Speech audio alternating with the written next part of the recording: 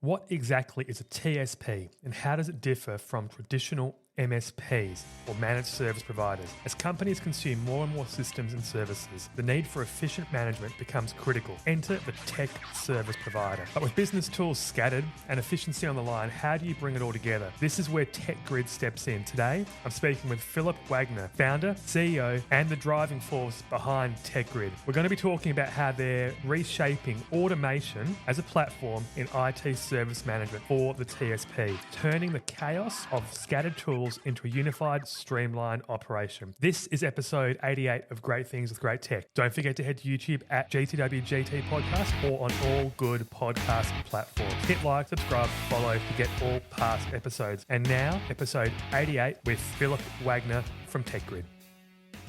All right. Hey, Phillip, welcome to the show. So CEO and founder of TechGrid, but also Chief Product Officer as well. So, I love what we're going to talk about here. I feel like this is going to be a really fun episode about MSPs and a groundbreaking platform, which I think a lot of us know about the old platforms that are used in this space, but TechGrid is certainly trying to sort of disrupt that old mindset. So I would just to argue that start off with, the other systems aren't platforms, but that's another oh, debate. that's it. So we're already going there. So there you go, and we're going to dive into that as well, the non-platform side of it. I've already tripped up on that. But That's yeah, right. hey, so tell us number one. So tell us the Yeah, platform TechGrid.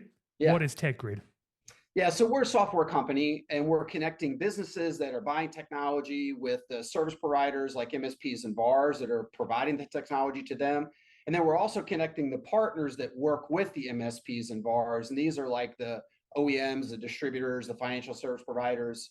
And so, really, what we're trying to do is build this digital ecosystem, connecting the technology channel, the IT channel, if you will, connecting them together to serve the business customer.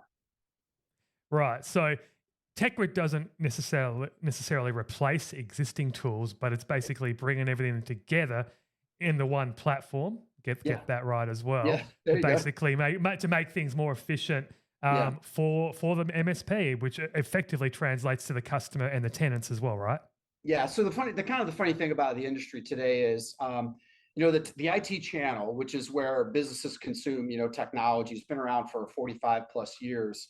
Mm. And kind of the funny thing about it is it's been designed for 45 years to sell things like networking to the business customer, Yeah. and which is, networking products and services.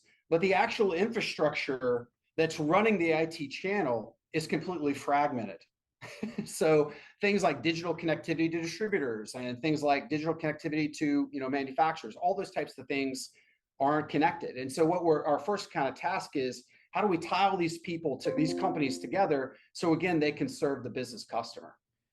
Yeah, and to a certain extent, that's happened kind of not really on purpose, right? It's happened because of the way that this technology has evolved, the way that the internet, the way that services, cloud, SaaS, shadow IT, it's caused this kind of glut of disparate technologies and systems and applications and tool sets to be used. And something like TechGrid is bringing that all together to make it easy again. That's kind of the way that I see it anyway. Yeah, no, I agree with that, and that's exactly correct. And just to amplify that problem is, Hmm. you've got companies like the one you work for, Veeam, and then you've got 1,000 other companies that are like that, and that's Cisco and HPE and Juniper and all that, and they all have kind of their own systems and quoting processes and how they operate. And what that's done over time is just really fragmented the market. So if I've got 1,000 different manufacturers available through a distributor like Ingram Micro, I've got all these different, disparaging or fragmented processes with all those different companies. And the problem with that in today's world is that if I'm a reseller or a VAR or MSP, I've got to somehow package all that crap together and then be able to Hmm. present it to my customer with my own stuff that goes along with that. And that's really Yeah. the challenge that we're solving. Yeah, and we're not just talking about front end tool sets as well. We're talking about back end systems, billing, all that other stuff, which I think a lot of people don't necessarily want to be doing as well. And if that can be made easier as well, all in the one system and platform as well, then that's going to be beneficial. So that's cool. So we've got a little bit of an understanding about TechGrid itself, and we're going to dive into it a little bit further. But give a bit of background about yourself, where you came from, where you work. I think we share sort of similar lineage in terms of working in MSPs and CSPs and whatnot. So tell me about yourself. Well, I actually went to school for youth ministry, believe it or not, and but which means you don't have a normal job. So I so I ended up getting a job in technology sales when I got out of school, and I was working for a small telco kind of company, and I Mhm. had 4 or 5 years of experience in different startups, and then I ended up starting my own company in 2006, and that was Yep. called Secure Edge, and we Okay. were a network integrator. It's converted into an MSP and a VAR. So when you say network integrator, so what tech were you working and what were you offering as a Yeah. service? Well, so actually back in the day, if you remember back, it's really funny to think about now, but in 2006 and 2008, like Wi-Fi was innovative. Like Yep. Wi-Fi was like, college campuses were saying, hey, we might offer Wi-Fi. If you remember that, hey, it's 54 meg, which didn't mean you get 54 meg. And so we called the company Secure Edge because we were going in and building out these big Wi-Fi networks and with secure and network access control and switching and Yeah, Wi-Fi, right. and we were deploying 500 access points or whatever on a college campus and then turning that on for them. And so we That's liked the name. awesome. Go ahead, I'm sorry. No, that's awesome. Like Okay. that's I actually went back and thought, you triggered a memory. I love often this happens on this show when I'm talking to people kind of similar vintages, right? And we're talking about the tech that we've kind of put to the back of our minds. And all of a sudden I'm thinking, yeah, back in 2006, 2005, my laptop didn't have a Wi-Fi card in it. I used the external one, and sometimes you got the aerial that stuck up as well, and that was better because that would amplify the volume. And Oh so yeah. and 54, we're talking about this sort of tech that we didn't take as for granted as what we do today. It was kind of like, this is some really cool shit that we're going down here. Actually, that's actually exactly the process happens is it was innovative, like back then it was innovative. And what happened as that technology got, more and more used by more and more customers is it's the technology life cycle. They take it for granted. And it goes from being like this amazing, new cutting edge thing to, yeah, of course we need to have that. So as I ran that company, we started offering managed services to go along with it. And we started thinking Mhm. about how could we provide it more like a utility. And so we started trying to figure out how could we package a network and deliver it like an AWS, because at the time AWS was going like Yeah, this. And we were yeah. like, man, could we figure out how to do that with network? Well, the big problem with networking, obviously, is that you're putting it in somebody else's building. Right. And so if I'm going to provide it as a service or whatever, I've got to actually put it out there. So we had to build a lot of tools. But what we noticed over time, just as part of the story, is customers didn't really care what technology we were using as that kind of progressed. They really just wanted it to work. And so our team had gotten Yeah. used to, hey, let me tell you about the 4 MIMO streams on the access point and all this. And our customers were starting to say, hey, man, I don't really give a shit about that. I just want my network to work in my warehouses, Hmm. And so Yeah. we noticed there was a change in how people were consuming. Yeah. Okay. So, I mean, obviously, there's a bit of a time jump to when TechGrid was rebranded, but I'm interested in that period, between 2006 and 21, because Yep. obviously that's 15 years, right? That's a Yeah. lot of time to sort of decompress. But, Yep. when you were seeing Amazon, you were seeing a way to potentially utilitize the service, which a lot of us were doing back then, like that period was when I started to work for a proper infrastructure as a service company doing, credit card transactions, charging for resources. It was kind of the obvious thing that most people had to do. But we took our time actually getting to a point where it was actually really plausible and just actually part of everyday life, which we're kind of really settled in today.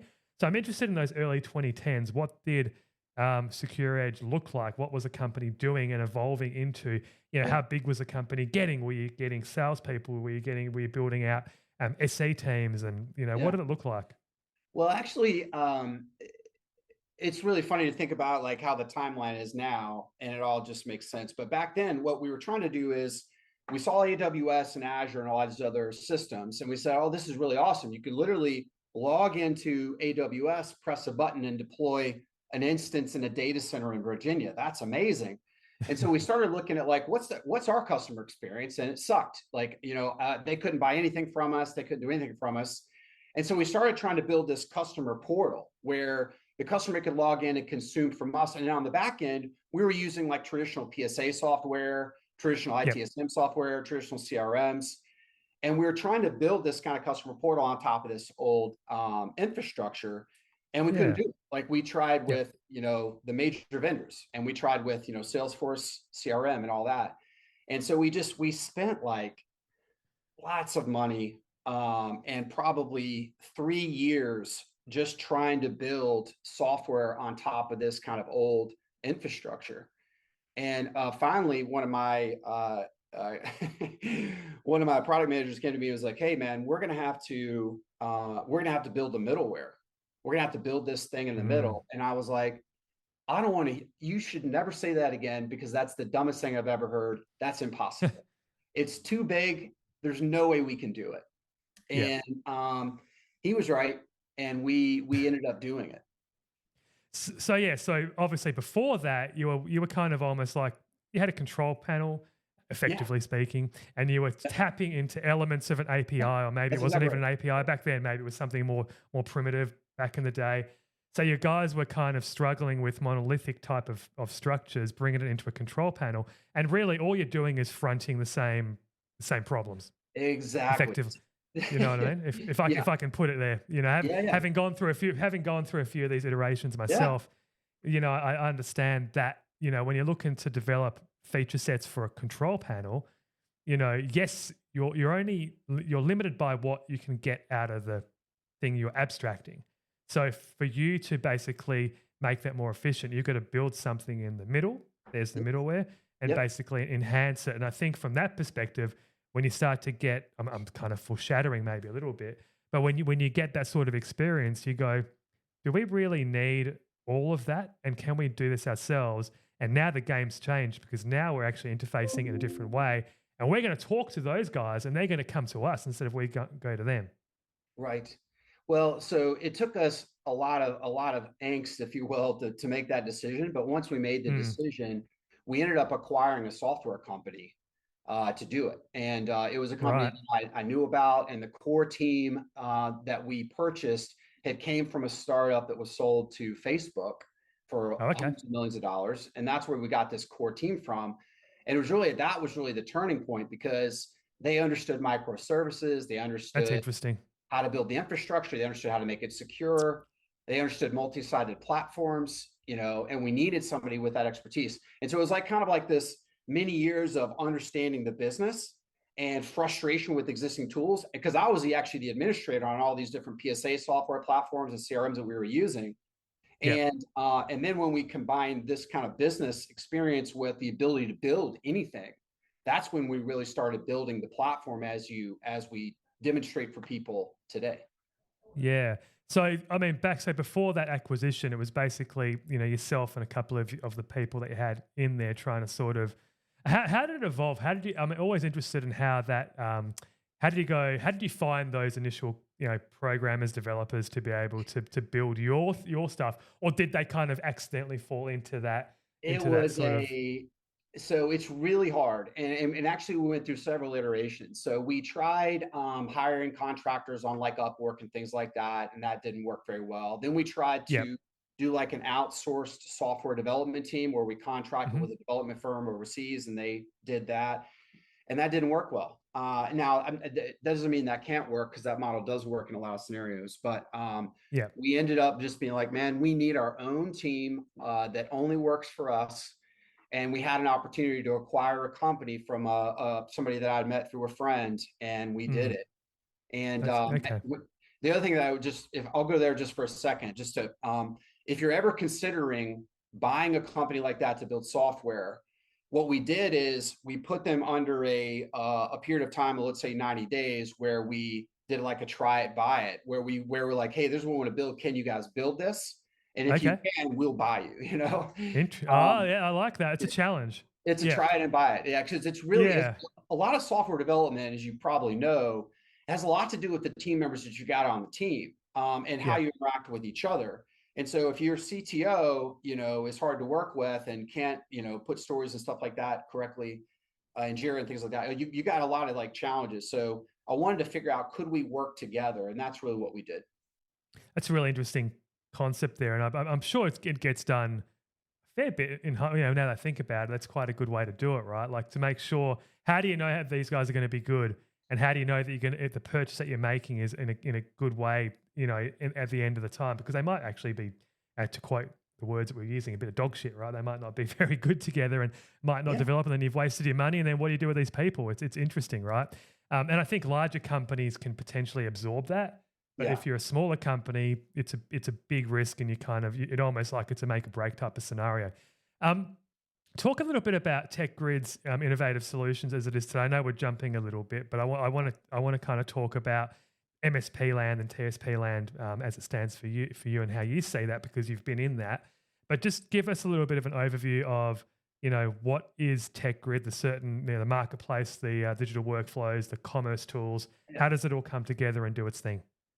Well, so when we kind of looked at the industry and the software in the industry, I'm talking about like the existing software, PSAs, CRMs, ITSMs, all the things that a typical MSP and VAR is using. The biggest thing that was missing that we saw, first of all, was connectivity. How do I connect all these tools together? And Hmm. you and I were talking before about how we'd used a lot of the PSA software that's been around for 20 years or whatever.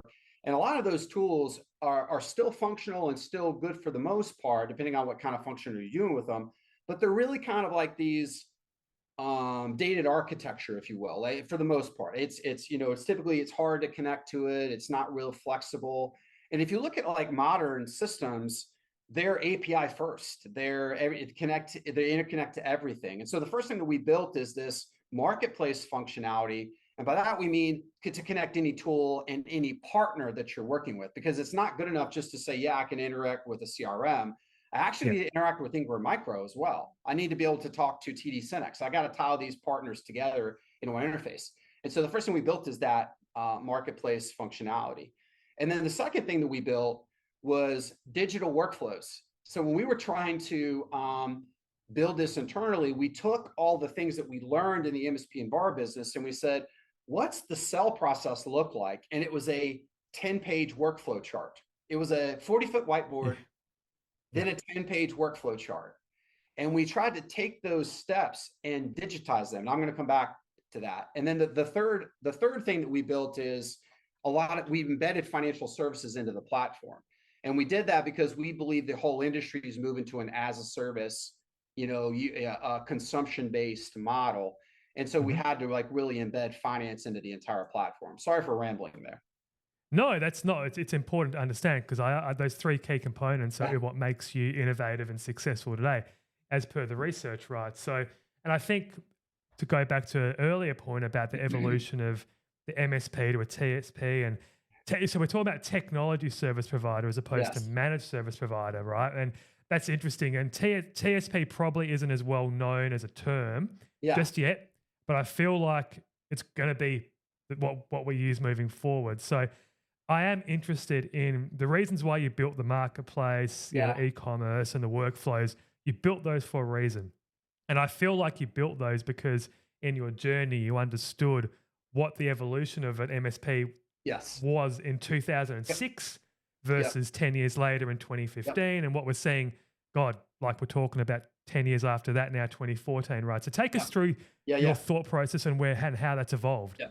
Well, I have really strong opinions on this because I just kind of lived through it. And when we started the company, we were more of a VAR, a network integrator. We would go in and we would install it. And then after we installed it, the customers would say, we go back in 4 years later and they'd never updated the OS. They'd be, hey, this doesn't work. And we're like, well, yeah, you haven't updated Yeah. the software. And, which is a security problem. And so we ended up selling managed services. And then we became a managed service provider. So we go in and we provide the infrastructure, and then we manage it after the fact.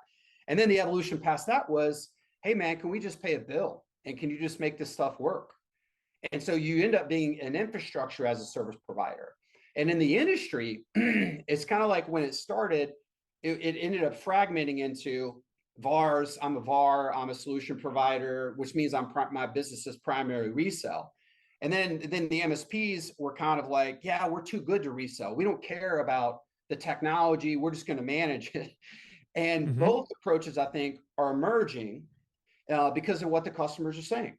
And if you read all the super geeks in the industry, the all the industry analysts are saying that 85% of infrastructure that gets put into a building, it might be 75% of the infrastructure that's put into a building is going to be consumed in an as a service type of model. And that just Hmm. means that those are going to merge, MSPs, VARs, and all that. And so we just call that, you're a tech service provider and you Tech provide service technology to provider. businesses. Yeah.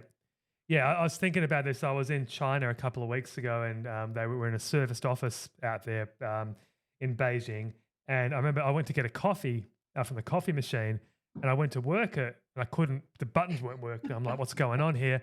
And so I went to one of the guys local. And I'm saying, "Hey, I want to get a coffee," and he goes, "Oh, hold on, I'll get the card." So basically, it's a card. Everything in China is digitalized, right? There's no money at all. So the card basically Yeah. links to Alipay. Alipay is Yep. linked to the coffee machine. You Yep. can only make the coffee do its Yes. thing if Yep. you swipe the card. As a really tangible example of what you just talked about in a building, even Yeah. the coffee is basically as a service. Well, yeah. So when we started, Secure Edge in 2006, it was an amenity. Hey, it's Wi-Fi in a building. But think about retailers that you walk into that are walking around with a handheld device, a point of sale system. If the network is Mm, down, there's no power in the building. Like it's the business is dead, and it's literally not able to function if the yeah, networking, the infrastructure, or software is down. yeah. And obviously we've had a few really good examples of that in the last couple of weeks, right? Like Exactly. We I say was this a I, couple weeks after CrowdStrike, right? yeah, yeah, exactly. I was about to get in a plane or get checked through the airport in Hong Kong over to China when this was happening. Now, funnily enough, that was actually not impacted because of every reason that you might think is that in China they don't really use a lot of Windows. It's a lot of reverse engineered sort of systems and Linux and Yeah, whatnot. It yeah, didn't get impacted, so I was kind of safe flying through. But it really made me think about, okay, well, it wasn't so much a supply chain attack, but then we obviously understood what happened years ago with Kaseya. And I remember working on ConnectWise, and my time with ConnectWise is, and we'll talk about your time with ConnectWise as well a little bit later on. yeah, My yeah, time was that I hosted the infrastructure, or I designed and architected and built and hosted and managed the infrastructure for the ConnectWise as a service in APJ, probably in about 2010, 2012, maybe 2012 yeah, period. yeah. Beast of a system to get going, like massive services, was always problematic. Biggest thing we worried about was, things going down, bad patches going out through the system, which happened even back then. How does TechGrid kind of combat that, as a question without notice? Well, so I still think there's a place for a lot of the systems, but I think there's like two kind of approaches to solve the problem. Like Mm, one approach is kind of the early 2000s approach, which was all in one software. Hey, I'm going to build an all in one platform. Okay. The second kind of approach is what I would say kind of the more modern approach, and that's more of the kind of the platform approach, and that's more like Shopify. And I love Shopify as a platform because what they've said is, hey, we're going to build this core functionality, and it's for people that are reselling or merchants that are selling to customers. And they built mhm. this platform that has core functions. Hey, it's got an order management system, it's got an e-commerce store, it's got all that, and that's what Shopify provides. That's what you buy at Shopify.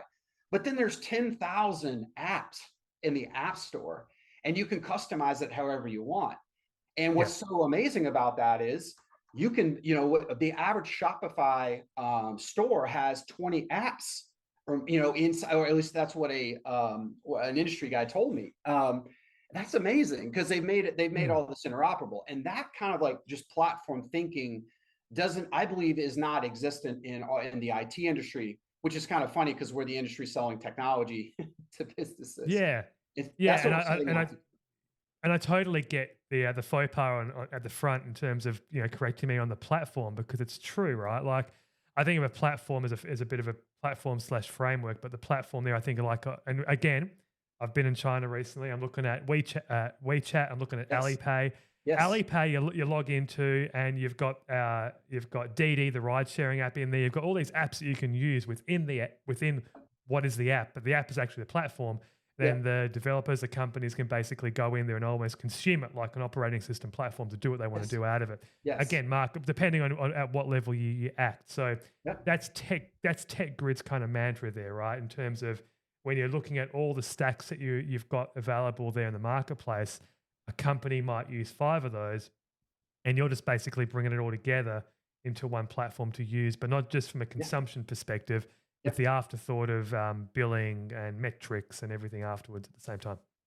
Yeah, so our world is run by platforms. I mean, like if you look at technology and it's sold on platforms with AWS and Azure. And then if you look at like e-commerce, obviously Amazon and whatever. And these big platforms. And you say, well, what enables a platform? Well, the first thing is it's digital connectivity. And so if you look at the letter that Bezos sent out to the employees at Amazon, I think it was 15 or 20 years ago, and he basically said, we're going to create digital connectivity between all of our systems, and if you don't do it, you're fired. Right? And I think the Yeah. industry, like you and I as the industry, executives, should say this is the requirement for the industry. And there's this kind of inertia in the industry where the different OEMs are saying, I don't want to, I'm going to build my own systems. I'm only going to talk to my own thing. And that's not the way of the future. That's not the way that it's going to happen. Like we have to start connecting together. And why we have Yeah. to start connecting together, it's for the customers. If you buy your toilet paper on Amazon, a 2-hour window when it's going to arrive at your house. But if you buy technology from an MSP or a VAR, you have no idea where your crap is. Like we've got to solve that problem. That's really interesting. Good analogy. I like the toilet paper and crap coming together as well. So I think you did that. I think you did that accidentally, I but didn't do that consciously. Maybe it was no, subconsciously. it worked. It worked beautifully. Though it worked beautifully. But yeah, I guess when I think about as a business, and especially when I was running infrastructure platforms, and it was all about people would buy a chunk of resource off us. They'd build a VM. The VM would be for a specific purpose, and they would use that VM for a specific purpose, and that would be just that. Very siloed ways of thinking. But that's been the way that businesses have only known to run, for forever, right? But the proliferation of as a service, all of a sudden, now I can go out and instead of, I don't know, it kind of is it's not great for the VM or the infrastructure company, but it is what it is. We're moving forward. There's a reason why I got out of the business.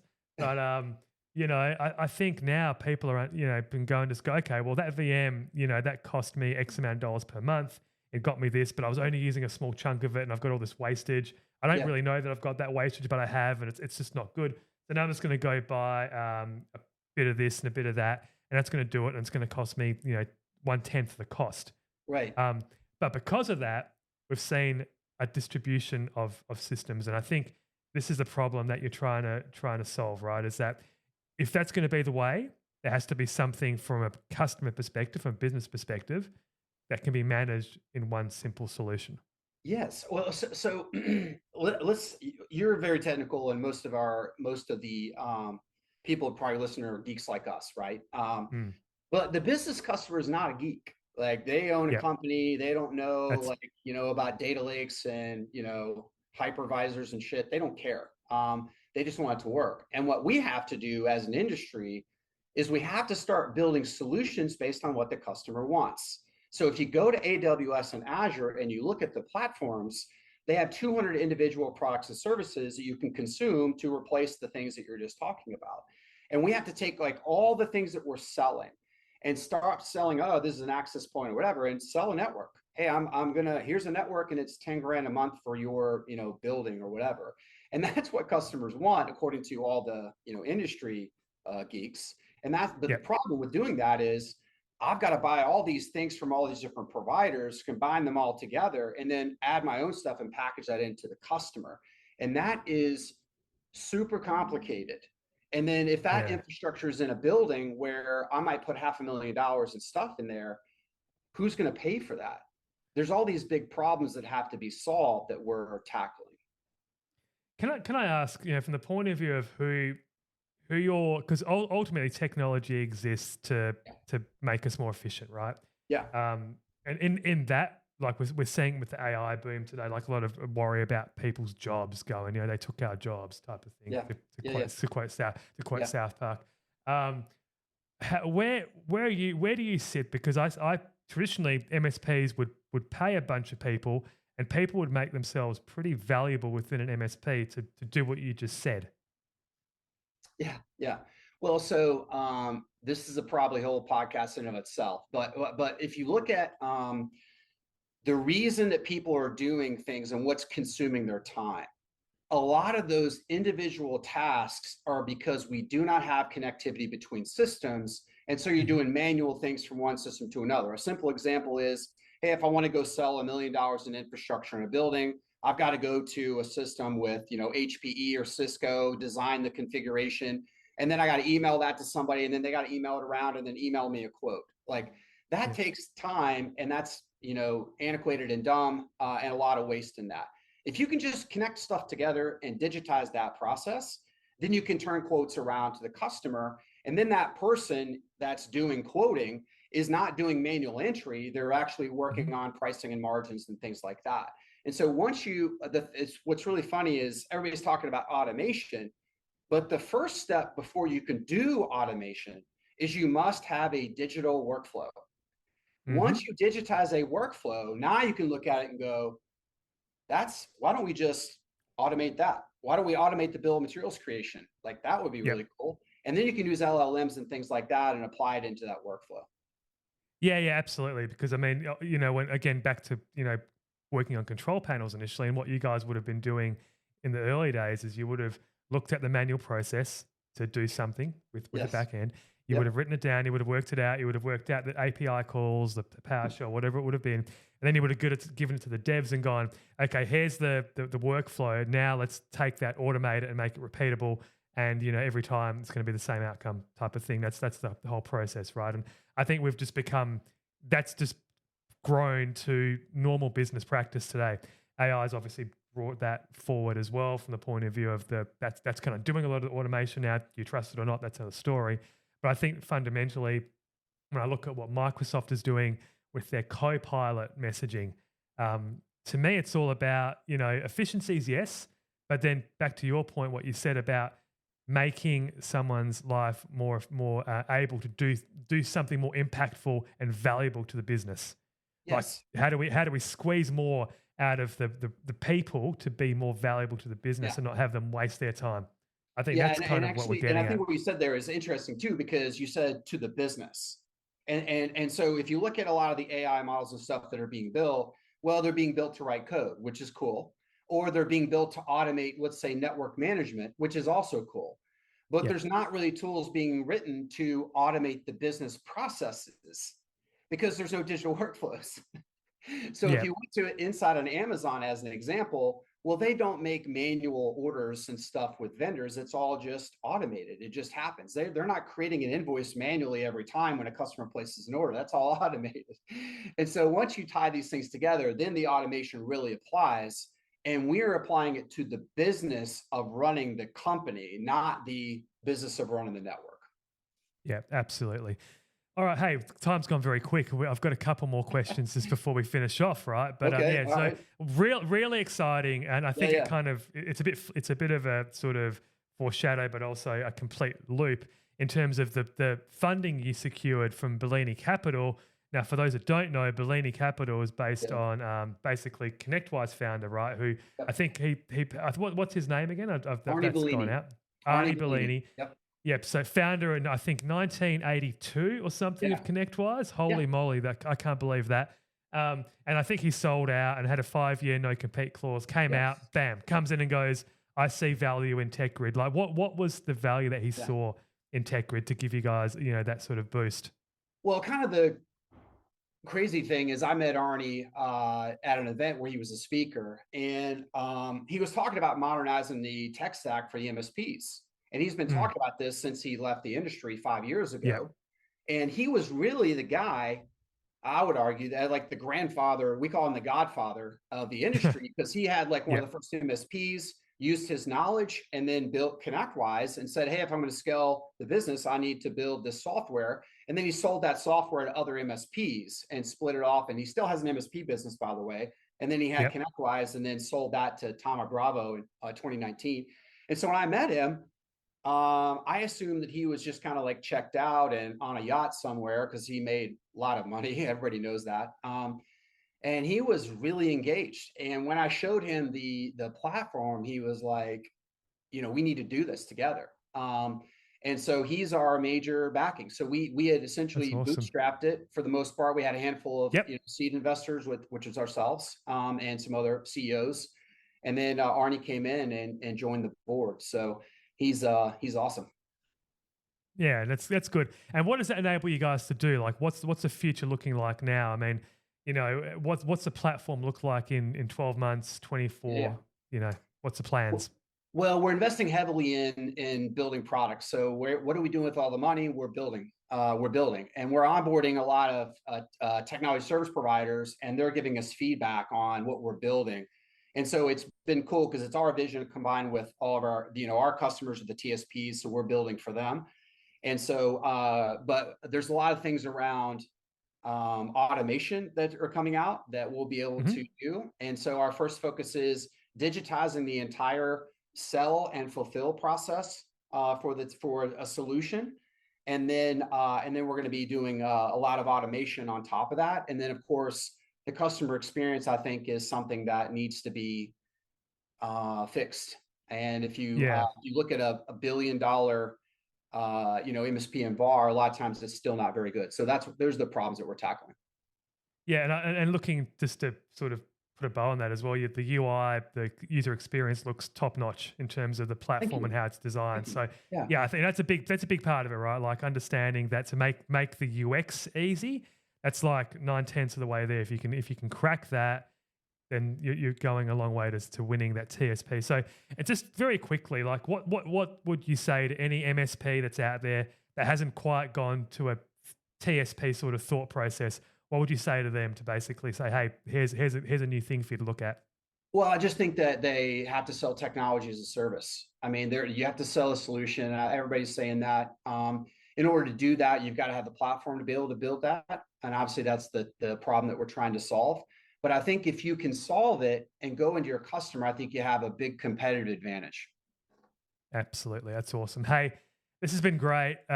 We didn't actually talk about the fact that you're also a CPO as well. We were going to talk about, the fact that you're a very hands-on guy. So just to finalize off, what does it mean to be a CEO and CPO in a minute? Well, I think when sometimes you're CEO and you're the vision and all that kind of stuff. And I actually carry the CPO role as well, chief product officer as well. And I think that's really important to do what we're doing because you'd have to have really this business process knowledge to be able to, build these kind of digital workflows. But it's a very difficult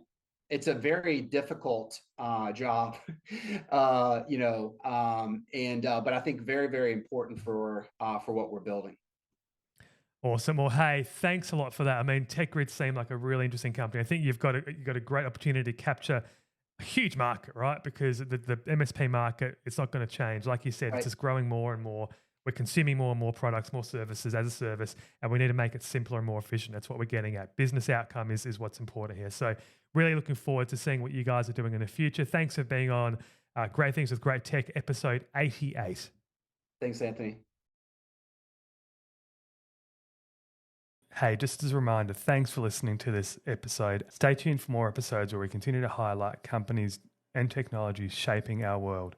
Don't forget to follow us on social media at G2WGT Podcast and visit g2wgt.com for more great content and all past episodes. If you enjoyed this episode, make sure to subscribe on your favorite podcast platform and on YouTube. Please spread the word, and if you feel like it, drop a review. Thanks for joining us, and we'll see you next time on Great Things with Great Tech.